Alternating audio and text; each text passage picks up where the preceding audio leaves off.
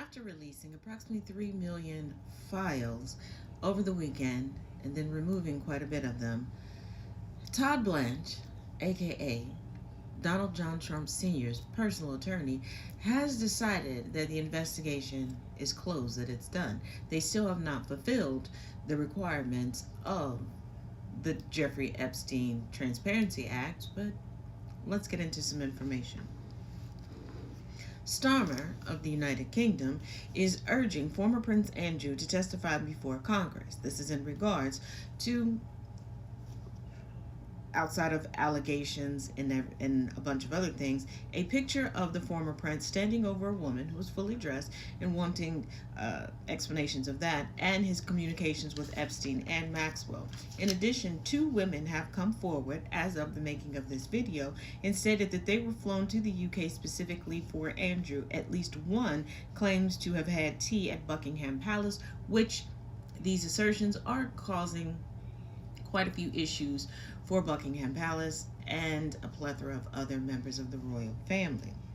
According to Lisa Phillips, who is a survivor of Maxwell and Epstein, she pointed out that the redactions of the DOJ appeared to be quite targeted to expose and intimidate victims. There are men, accusers, powerful men, whose names and likeness and faces have been redacted, but victims, their information has been leaked repeatedly. Most recently, a victim's driver's license was not redacted and placed in a file release. Over 100 victims have had their information compromised or completely put out into the forever World Wide Web. There are attorneys of victims that are coming together and asking that the DOJ currently retract all the information that has been put out and go through and properly redact things before putting things out into the public sphere. Now, J.K. Rowling was found in the files, just like when I explained to you all regarding the Jay-Z and Pusha T being found in the files. There are a number of different types of documents included in these files. Something or someone being in the files is not an admission of guilt. It's also not something that would necessarily trigger an investigation.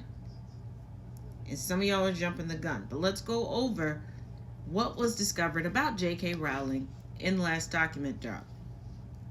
Okay? There are different reports that suggest that Rowling's team personally invited Epstein to the premiere of the Harry Potter play, and this also included an invitation to a special private dinner between the shows. There was allegedly an email asking Epstein to facilitate an introduction to the author. Now, when J.K. Rowling is mentioned in the files, there's a varying level of association. Just like many of the names in this document dump, they're casual mentions, and then there are people who legal documents, witness testimony, etc. have already confirmed that they were associates of Maxwell and Epstein. Now, I do need you all to keep in mind, and no, I'm not making excuses for anybody. I'm giving you as much context as possible. Epstein enjoyed being around powerful people in the arts, in sciences, and things like that. He also, admittedly, and this has been confirmed through court documents and different testimonies, enjoyed collecting data on people, collecting information on people to use as blackmail material in the future. So keep that in mind. And he donated to a lot of causes. He funded a lot of research. He funded a lot of projects. So just because you hear a name, make sure it's on documents related to investigations, police investigations, FBI investigations, court documents, etc. Because a lot of these name drops are from the FBI hotline, the tip line. You could call today and say, hey, such and such and such and such was involved with Epstein and Maxwell. That will become a document because they have to fill out a form, and it will become part of that. I need you all to be mindful of that and stop making things so salacious and actually take a look at things for yourself, or seek out people who are not trying to sensationalize this story. More updates for you, linked in the comments. Jeffrey Epstein organized world's largest honey trap for Russia and the KGB, intelligence sources claim. The newest batch of the Epstein files have claimed that the dead pedophile apparently ran the world's largest honey trap operation for Russia and the KGB. According to intelligence sources, Epstein was working on behalf of Moscow and possibly Israel, procuring young women for them. Is that why Trump was shaking in his boots regarding the whole Russia dossier and the whole PP bed thing?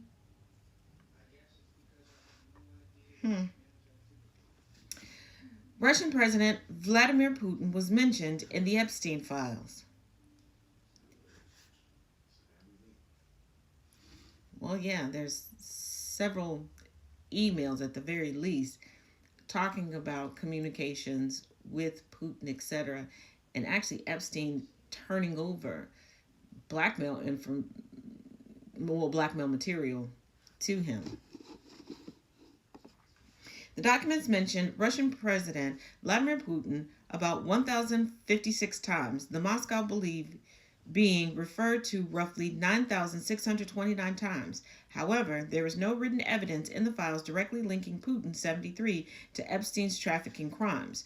Security officials believe that Epstein may have sustained his luxury lifestyle with the help of the Europeans. U.S. intelligence also reportedly kept a watchful eye on the financier's Russian contacts for several years, but British security officials were skeptical to monitor the connections due to ex-Prince Andrew. Interesting. Epstein knew Ghislaine Maxwell's father. Epstein probably crossed paths with the Russians in the KGB after being introduced to the high-ranking members by Robert Maxwell, Ghislaine Maxwell's father.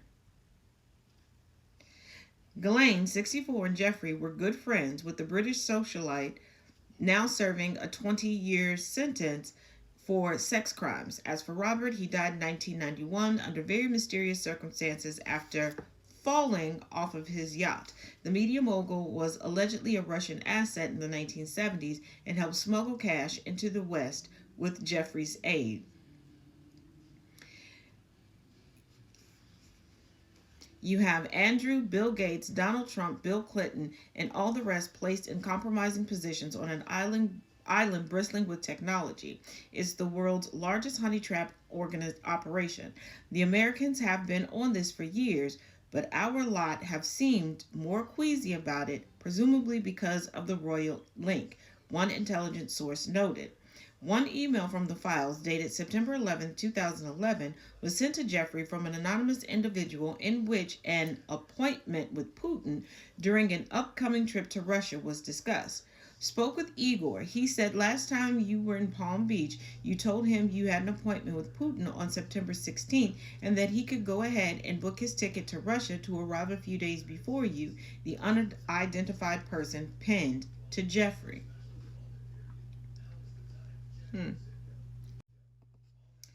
Ex-Prince Andrew and Epstein's friendship stretched back decades.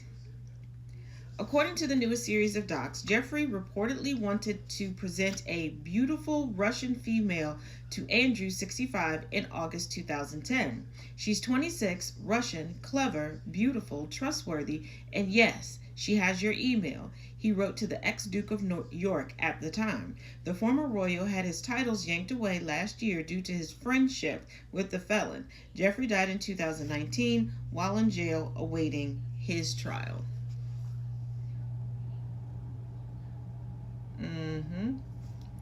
Let me hear your thoughts in the comment section. It's safe to say Elon Musk didn't have the greatest weekend.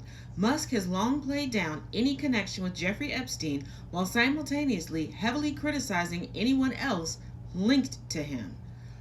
That's generally what people do because they think that'll take the attention off of them. All of which makes the latest batch of Epstein emails.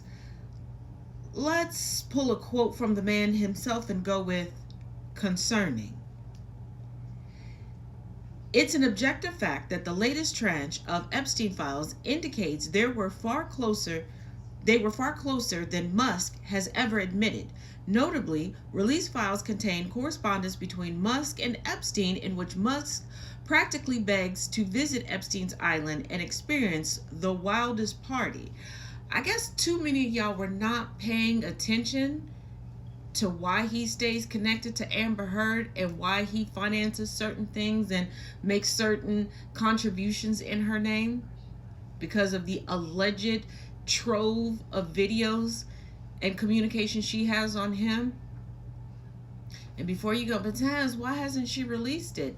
Because also, allegedly, she was the one putting together these parties with underage girls in order to get the blackmail material of him. But she forgot the number one rule of blackmail: you can't be complicit in the crime yourself. But let's continue. Like I said, allegedly. In another message sent on December 25th, 2012, Musk emailed Epstein the following, and I quote, "Do you have any parties planned? I've been working to the edge of sanity this year, and so once my kids head home after Christmas, I really want to hit the party scene in St. Bart's or elsewhere and let loose.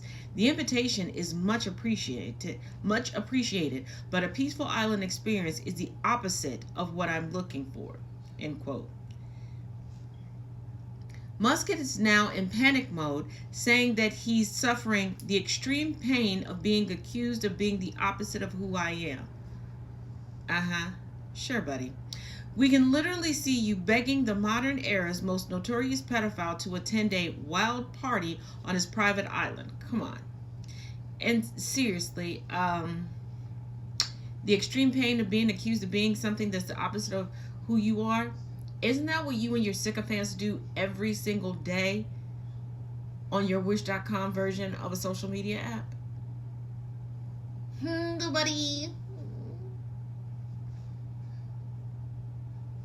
Now to underline that these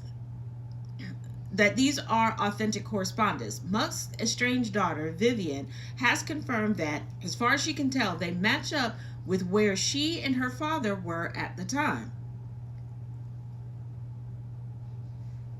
Just so you don't think that anything's being exaggerated, take a look for yourself.